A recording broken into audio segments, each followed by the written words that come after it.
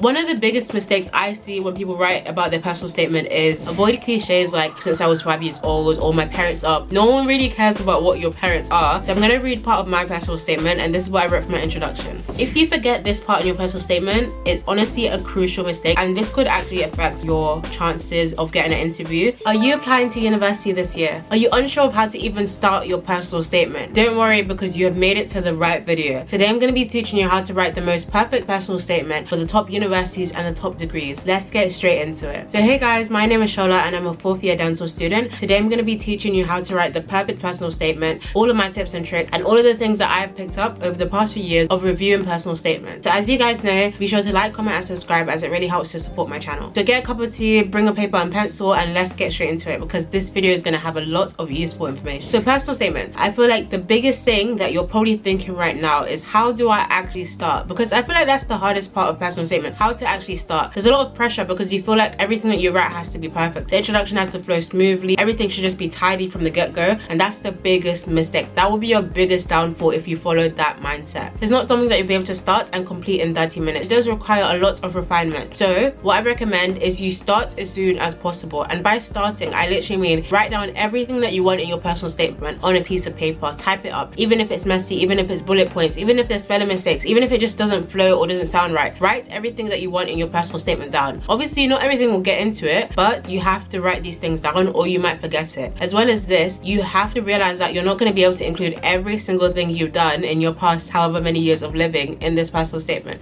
Therefore, writing everything on a piece of paper helps you to see what really stands out and what really relates to what you want to apply for. Do not expect what you're writing to make sense or to look good or to sound good, because let me tell you, I don't know what I was doing, but my first draft, I was so into religious studies, I was into philosophy, so I decided to make it based off a philosopher. Bear in mind, I'm applying for dentistry, and when I was reading it, I was like, this is good, this is good. Then it took me a while to realize, not to insult myself, but it wasn't good. The worst part about it, I bought this personal statement, this one is like, they're gonna be blown out of the waters. No, it was absolutely terrible. That's why it's really important to start as soon as you can, because let's say I left out until the last minute and I didn't have any time to refine it, I would be submitting that, and I'm not gonna lie, with that personal statement, I don't think I would have got the same amount of results as I did with the one I have now. Just be mindful. Now once you have the motivation to start, you're ready to get going, you're probably just thinking to yourself, what do I actually write about? Like personal statement, like I could write so many things about myself, but how do I actually write it in a way that the university wants? This is how. So you may have heard of the 70-30 split. This is essentially a way of splitting your personal statement into academia and into personal. As you probably know, the UCAS application comes with things already. So it comes with your grades,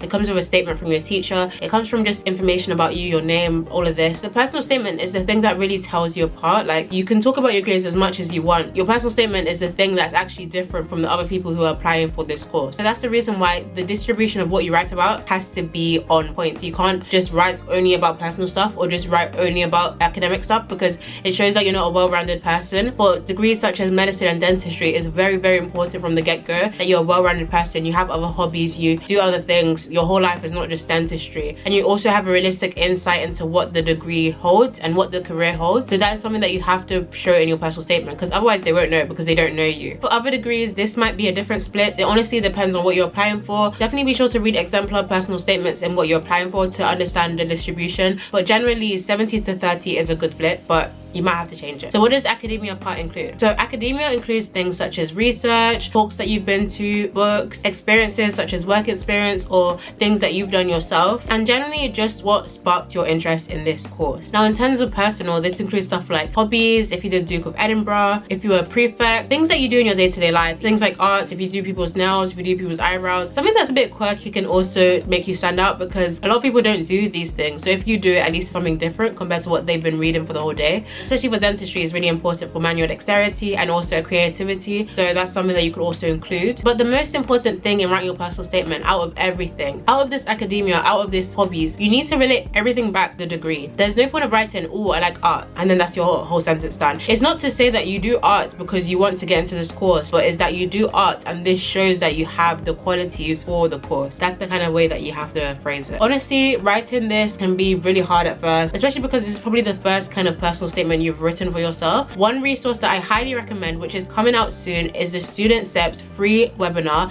where they'll be giving you tips and tricks about how to write the best personal statement. It's a fantastic opportunity to get university advice, and the best part about it is that it only takes 10 seconds to register. All you have to do is fill out a Google form, and then you'll be signed up onto the online webinar. During the webinar, you'll be able to participate in a live Q&A top students from universities such as LSE, Cambridge and Oxford. Imagine getting first-hand advice from the people who have been through what you're going through and have succeeded. This is honestly the best place that you can get advice from. As well as this, you actually receive a resource pack full of exemplar personal statements, which will honestly help you so much. As I said before, reading these exemplar personal statements is a way to understand the structure, is a way to get inspiration, and is a way to just help form your own personal statement by seeing how other people have succeeded. These personal statements have a range of different subjects, so this is very helpful for most degrees. So if you've been struggling writing your personal statement, or you just want to make it that much better, I really recommend to sign up to the Student Steps webinar, link in the description. It's quick and it's free to register too, so be sure to sign up and don't miss out. This video is kindly sponsored by Student Steps. Now let's talk about structure, because structure is very important for your personal statement. First of all, personal statement only contains about 4,000 characters, or about 620 words. And let me tell you, 620 words is not as large as it sounds. It's actually extremely small. I was actually really struggling to write my personal statement because I did work experience, I did volunteering, I did so many different things that I wanted to include, but it's just like there's so little words to do it, and there's so little words to reflect. Because one thing is that your personal statement shouldn't just be a list of things that you've done, because so many people have done those things. It has to be reflection that shows that you have planned and you're ready for this degree. So it's very, very important that you structure your personal statement in a way that you can get the most out of those words and those characters.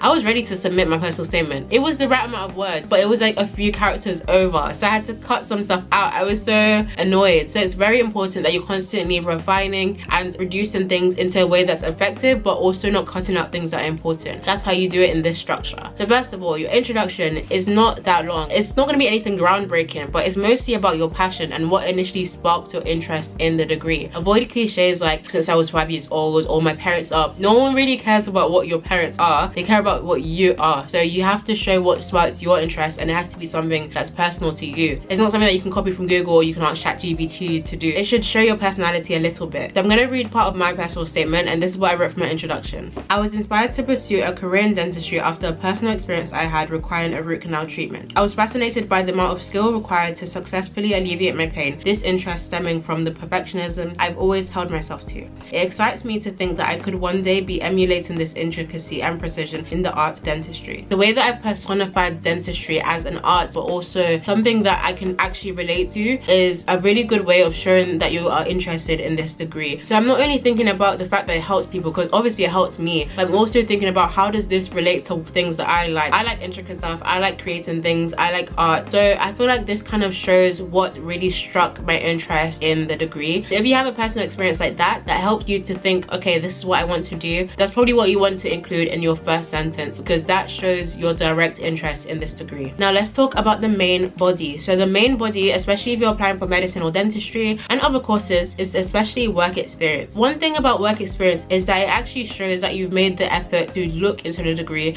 and you know what the ins and outs are. You know what it actually is, like day in, day out. A lot of people want to do degrees until they actually see the work that it takes to do those degrees or to do those careers. So it's very important that you get some work experience and you get a decent amount as well, so you have things to talk about. One of the biggest mistakes I see when people write about their personal statement is just listing what they've seen. Oh, I saw root canal. Oh, I saw an extraction. I'm not trying to be blunt here, but the school doesn't care that you've seen an extraction, or the school doesn't care that you've seen an operation. It's about what you learned from it. So how I recommend the structure for this is you have a specific example, you then use it as a lesson to refer back to the qualities of this career or degree, and then you reflect back onto yourself to see how you've developed these skills or how you already have these skills. That basically makes it the personal statement that you want. This is the perfect time to refer back to any volunteering or work that you have done, which shows that you are good for this career or good for this degree. So let me show you how I've done this. Spending 4 weeks at a dental practice gave me an invaluable insight into the daily life of a dentist. I greatly appreciated the technical skills required in the procedures, particularly the precision used in a complex extraction to remove a tooth from the socket without damaging the adjacent structures. I've been fortunate to develop similar skills during various science practicals, for example, the dissection of a fish to retrieve an individual gill. So as you have seen, I have described a single experience that I saw. I explained what I learned from it and also what it required, and then I related it back to myself by showing a time where I have used intricacy in my life. And this basically shows that you are not only seeing things in the work experience, but you know how it refers back to you and if you'll be able to do that kind of degree. Another thing that you should include in your main body is academia. This includes things like extracurriculars you've done, such as science clubs, winning awards, also includes essays, contests, for example, and all of this again refer back to the course, refer back to the degree, and show how these have made you better for the degree that you're applying for. So one thing that I actually did, which was a bit out of the box because I wanted to stand out, is I talked about AI, artificial intelligence. And this was before all of this ChatGPT, everything came out. I literally went out, I went to museum and I saw this kind of robot thing, which was quite advanced. Like, I thought it was a bit scary almost.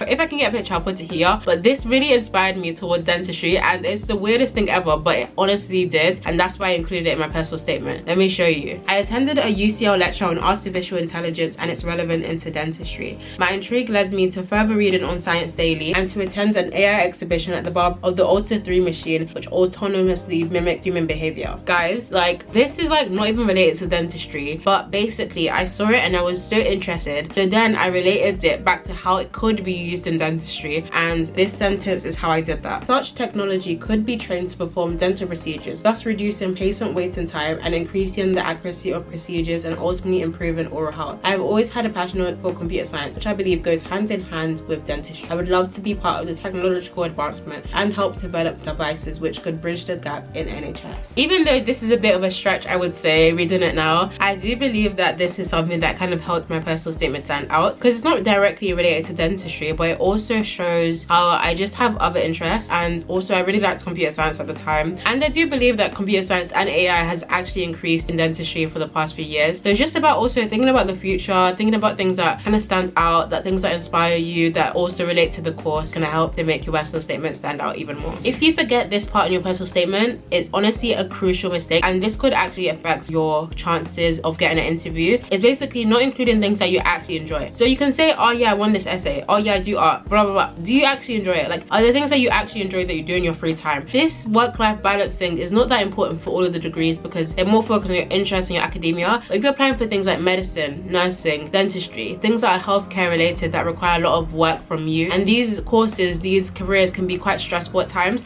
they need to know that you already have this work-life balance thing set in place before you even apply, because if you don't, then it'll be really hard to get through the degree. So you have to have things that you do in your free time that you just find joy from, and you don't need to write too much about this, honestly, a few sentences, but just have something in there that's not really all dentistry, medicine. It gets a bit too much sometimes. Like, they need to know that you're an actual person behind all of this. I basically talked about how I really liked programming, digital art, video editing, of course. I related the programming back to dentistry because I showed how it's important to always refine your errors and look for where you made mistakes and just constantly improve your work. Now I'm going to give you my final tips, especially if you're applying for a degree which has interviews. One thing is, don't lie in your personal statement. Do not lie in your personal statement. Don't say that you've read a book, don't say that you've done a work experience, don't say that you've done anything if you haven't actually done it. Because when I tell you, in one of my interviews, they literally printed out my whole personal statement and they even had pieces of it highlighted. They had pieces of it highlighted. So all of this lie that you're saying that you volunteered for 10 years, you shadowed for 9 months, don't lead yourself astray. Don't lead yourself into a mess that you won't be able to get out of. Only do things that you have done, and for that reason, make sure you have enough work experience. If you don't have any, then be sure to get some quickly before you submit your application. Another thing is, make it sound like you. Don't be doing this ChatGPT kind of message that doesn't sound anything like human, using all these big words. Make sure you use words that you actually like kind of used in a day-to-day basis. And another thing is, which I wish someone had told me, but if you want to give your personal statement to other people to read, like dentists, other doctors, other people in the course, just be very mindful. So I would say limit yourself to maximum 4 people to read the personal statement. This is because it's good to have other people to see your mistakes and to see where, oh, this doesn't really sound that good, or this might sound a bit bad or whatever. But it's very important that you don't get led astray. I think when you have more than 5 people mark your things, they have different opinions, especially if they're not really relevant to the course that you're doing. They might not understand why you talk so much about one thing and only talk a little bit about another. So it's very important that if you get someone to mark your stuff, at least some of them should be in the course, or they should be in the job that you're applying for eventually, because then they will know what you're saying and if it's correct or if you need to adapt something. And also just give it to someone who is also good at grammar or English, like your teacher or the head of year. If you don't get anything from this video, just make sure that your grammar and spelling are on point, because those things can instantly be recognized. And if it's a very competitive course, that could be the difference between getting an interview and not. Always run these things through Microsoft Word, and also check with other people, because sometimes there's certain grammar mistakes that Word won't detect. So that's something that you also need to check. So guys, we're coming to the end of the video. I really hope you enjoyed it. I hope you found it useful. Be sure to like, comment and subscribe, and definitely comment down below if there's another kind of video that you want to see in this university series. I'll see you guys next time. Bye.